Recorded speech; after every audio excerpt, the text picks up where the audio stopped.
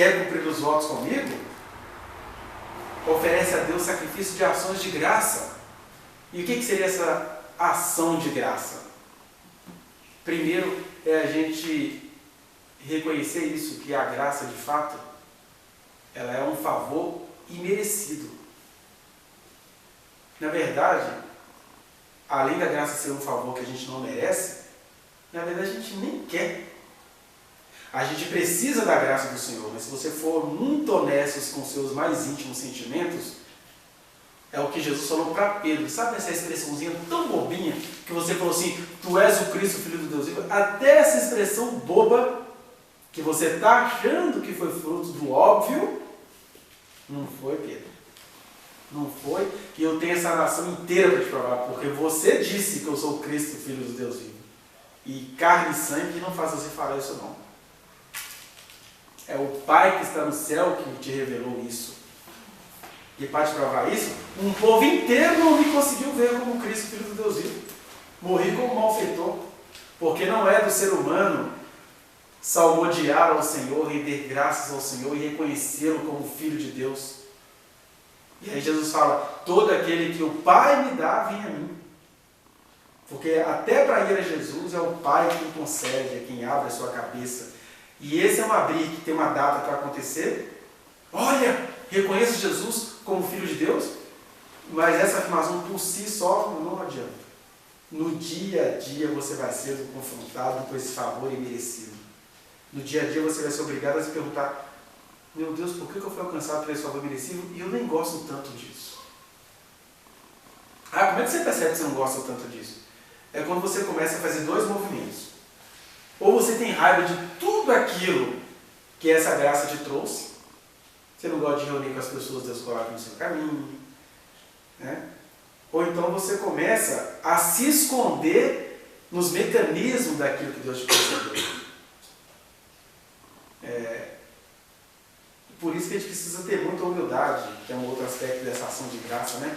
Que é uma humildade infinita para reconhecer essas dinâmicas, para você se julgar e não julgar os outros. Porque eu poderia citar aqui, por exemplo, eu falo isso com tranquilidade, porque eu não estou indo lá julgar os outros. Eu olho aquilo para falar assim, Jesus, não deixa isso acontecer na minha vida. Mas eu conheço casais que foram libertos por Jesus, que Jesus os ajudou e que edificou uma igreja a partir daquele casamento. E são situações que você olha e fala assim, se Deus tirar essa obra, o casamento nem existe. Eu estou aqui julgando o casal, não estou dizendo assim, o Senhor me deu esse discernimento para eu olhar para mim e dizer, Senhor, me dá alguma coisa mais autêntica. Porque Deus me fez isso naquela relação também, ainda não deu essa consciência para eles, talvez nem precise dar, porque é um casamento que nunca vai acabar, é um ministério que vai para frente. Então também não precisa ficar fazendo essas perguntinhas detalhistas. Mas a gente, ao olhar para essas coisas, tem de se perguntar. Aí eu estava dizendo que a gente tem raiva da graça de duas maneiras. Ou rejeitando tudo aquilo que Deus nos deu, ou se escondendo naquilo que Deus nos deu, que é isso. De repente você é um cara que se torna um pregador eminente. A gente vê isso muito no Congresso. Nós temos muitos pregadores no Congresso, onde eles atribuem à mão do Senhor os votos que eles ganharam. Mas essa é a blasfêmia em si. Eles se aproveitaram do dom que Deus deu a eles para pegar votos e virarem política. E na política estão fazendo verdadeiras privações de privada mesmo. Só falta dar a descarga. Para eles Jesus falaria, olha, eu estou a ponto de apertar o botão da descarga, porque você não é morno nem quente. Ainda usou os dons que eu te dei para entrar para o Congresso. Né? Tem até na internet muitas profecias de Deus falando que vai fazer terremoto, que vai escandalizar o Brasil. Podia ser verdade. De repente ia ser a salvação para essa gente. Né? Tem gente vendo tsunami no litoral, vendo prédio de São Paulo caindo, vendo Brasília. E aí eu estou vendo cada vez mais pelas notícias que talvez nem seja no sentido literal, mas deve ser no sentido jurídico, né? Bum! A bomba vai caindo lá e não vai sobrando para ninguém. Porque tem um monte de servinho de Deusinho lá, que foi vocacionadinho, e que atribui a Deus aqueles absurdos. como os sacerdotes atribuíram a Deus eles terem conseguido matar Jesus. Veja se eu não sou de Deus, eu matei aquele safado da Galileia. E estou velho e vivo, sadio, eu nem adoeço. É outra maneira de a gente se esconder da graça do Senhor. Você está tão feliz com os seus milhares de CDs vendidos. E aqui eu quero dizer para esse grupo dos fracassados: bendito o seu grupo de dança que não foi para frente. Bendito o seu curso que ainda não vingou. Bendito a sua história de fracassos, porque Deus está dizendo para você: eu te chamei para viver a verdade. Sobre o que eu vou fazer com o outro não te interessa. Eu estou te convidando a aprender com os erros dos outros, mas não a determinar uma justiça sobre os outros. A justiça sobre o outro pertence a mim. Eu é que dou a paga, eu é que dou a retribuição, mas eu posso aprender com isso. Por isso que eu estou aqui dizendo para vocês que o Congresso está cheio de servinhos chamados por Deus, que se tornaram desgraçados dentro da graça que receberam. Eles estão ricos, fartos, confiantes, fazendo conchavo com gente da pior estirpe, e pensando assim: olha, o Senhor me trouxe para cá. Não foi, né? Então você fica nessas duas revoltas despistadas contra a graça. Você não anda para frente insatisfeito com quem Deus colocou no seu caminho, ou você anda para longe achando que foi Deus que te colocou naquele caminho.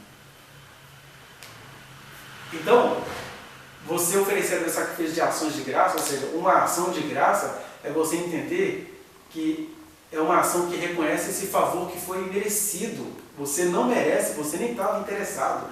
E o interesse que você tem é uma graça que você recebeu e que Deus tem interesse que você continue buscando-a no dia a dia, no relacionamento com Ele, na insistência contra o seu ego, porque o seu ego continua sendo muito forte para se afastar de Deus. A gente também precisa entender a ação de graça também como uma ação de graça. Ou seja, você precisa aprender a viver por nada. Você precisa aprender a fazer coisas que as pessoas vão fazer. Para que isso? Quem liga para isso? Quem se importa com isso? Esses são os sacrifícios de ações de graça. Né? Alguém ganhou alguma coisa escrever nesse salmo? O que ele ganhou escrever nesse salmo?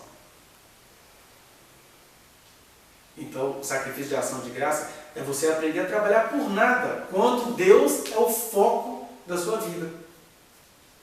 Você precisa de exercer ações de cidadania. Agora, eu estou aqui pregando por nada, até essas imagens que vão para a internet para nada, é apenas para dizer assim: caso alguém se interesse, a luz que é Jesus está brilhando por aí através de um ser torto, literalmente torto.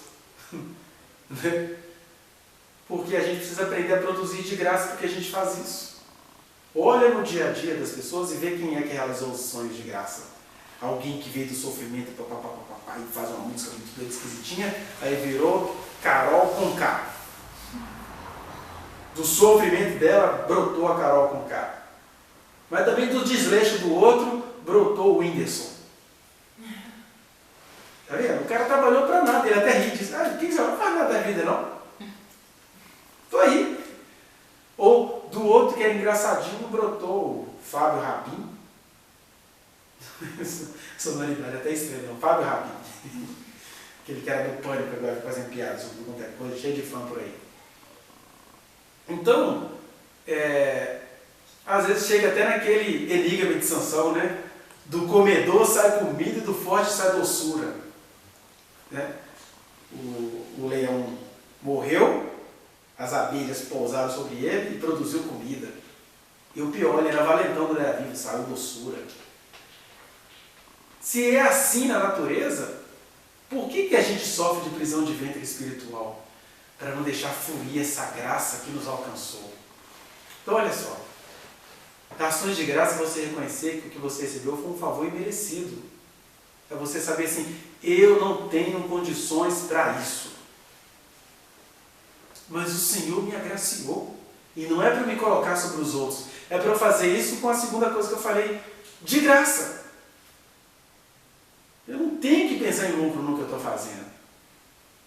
E olha, quando é de graça mesmo, até quando dá lucro, você vai fazer aquilo que Jesus disse. Olha, não ajunte tesouros na terra. E quando você transformar a minha graça em lucro, a traça vai roer, a ferrugem vai corroer e a traça vai roer. Ajunte os seus tesouros no céu. Como é que você ajunta tesouro no céu? Trabalhando para nada. Por amor a Deus, porque foi de graça, você agora recebeu de graça e está dando de graça. Um outro aspecto da ação de graça, é que ela é uma ação que você também precisa fazer com gracejo, né? Porque a gente costuma reconhecer que a gente não merece, a gente até costuma trabalhar de graça, mas a gente vai ficando amargo no caminho. Jesus disse isso, né? Contou a parábola do Reino de Deus. Olha, fazendeiro confiou os seus bens aos agricultores e se ausentou. Aí depois começou a demorar demais, o que eles começaram a fazer? Começaram uns a se levantar contra o outro. É quando aquilo que é de graça começa a ser usado para a gente ficar com raiva uns dos outros. Ficar com ódio dos dons que uns e outros têm. Ficar amargurado. E aí Deus fala assim, não, vou botar um pouquinho de humor nisso aí. Você sabe fazer isso. Você não sabe fazer musiquinha para sua cachorra? Você faz musiquinha à toa para nós também. Né? Eu estou falando aqui de musiquinha, que é uma expressão que a gente faz, mas a gente faz um monte de coisa à toa. E sem sentido. E aí a gente quer formalizar demais diante do Senhor. Existe a formalidade. Porque nós estamos aqui reunidos em casas estranhas, de pessoas estranhas, não durmo com vocês. Tem que ter uma formalidade. Agora, tem que ter um pouco de gracejo, como o próprio texto é o puro gracejo. O cara faz um salmo tão rigoroso quanto debochado. Vocês estão achando que eu sou chupa-cabra? Se eu tiver com fome, eu pego dali do meu galinheiro. O que você está achando que você vai fazer algum favor para mim trazendo galinha, não sei da onde? Ou seja, é rigoroso e por isso mesmo é cheio de gracejos, é cheio de alegria, é cheio de espontaneidade, é cheio de criatividade, é cheio de loucura. Claro que eu não vou ficar fixado na ideia do loucos por Jesus, cheirando Bíblia. Mas eu preciso ter um pouquinho de graça nessa vida. Porque Deus é engraçado. O Deus que você louva criou aquele babuíno com aquela bunda rosa. Que quando está no cio, todo mundo fica sabendo o que está acontecendo. Criação de Deus. O Deus que te criou, que te deu graças, que te deu graça, que te deu gracejo, te deu, apesar da terra ser amaldiçoada, você vê cada coisa que você ri, né? Deus é muito bem-humorado. Para fazer certos bichos de certas pessoas, Deus é muito bem-humorado. Como é que eu vou ficar apavorado com Deus desse e amargurado com Deus desse? Então, ações de graça, você perceber isso, o mundo está acabando, mas eu estou rindo. Não é porque eu sou doido, não. É porque eu consigo ver no meio da maldição inevitável a imagem de Deus, inclusive uma imagem muito engraçada. Porque você quer coisa mais engraçada do que um universo imenso desse, que você não consegue ver nada. Isso aqui que você vê aqui não é nem a galáxia Via Láctea. Num pedacico. E Deus se ocupou dessa coisa que eu não posso falar nem que é titica, que titica é muito visível. Deus se ocupou desse nada. E se a Terra é um nada, se ela nem aparece na fotografia da galáxia, imagina a gente não existe. Um Deus que faz isso, ele é muito engraçado. E ele está te convidando a ser muito bem-humorado e muito cheio de amor para dar a vida fora. Vida fora. Então, você render a ele ações de graças é você ter esse humor.